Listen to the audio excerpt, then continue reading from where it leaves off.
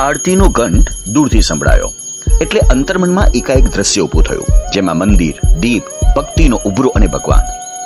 ઘંટારો સાથે જ ભગવાનનું સ્મરણ, ધર્મની પ્રેરણા અને દિલની પવિત્રતા દિલમાં ઉદ્ભવે છે. અને ઘંટારો બંધ થાય ત્યારે હૃદય સુનમૂન થઈ જાય અને એ જ પાછું સાંસારિક કામ. આજે કામ કરતા કરતા એક વિચાર આવ્યો.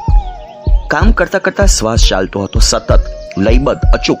સાથે સાથે લોહીની નાળ પણ ધીમી, નિયમિત અને કાયમિત રીતે કંઈક બોલતી હતી. ત્યારે મનમાં થયું, શું આ કુદરતી આરતી નથી? આ હૃદયનો ઘંટારો નથી? આ દેહના મંદિરમાં આત્માની પૂજા થતી નથી? હવે મારે મંદિરના ઘંટની જરૂર નથી. એ દૂર છે, ધીમો વાગે છે અને થોડો વખત વાગે છે, પણ મારું હૃદય સતત ચાલે છે, દિવસ રાત ચાલે છે. જે આગ્રહથી મારી સ્મૃતિના દ્વાર ઉપર અનુગ્રહના ટકોરા મારે છે. મનના ગર્ભગૃહમાં સતત ચાલતી આ આરતી સતત ચાલશે. હૃદયની સાક્ષીએ સાધના થશે, શ્વાસના તાલે જીવનનું ભજન ગવાશે, યજ્ઞ ચાલશે, જીવન ચાલશે, ભક્તિ ચાલશે અને સાથે કામ પણ ચાલશે. અને આ જ અંતરનો ઘંટારો છે.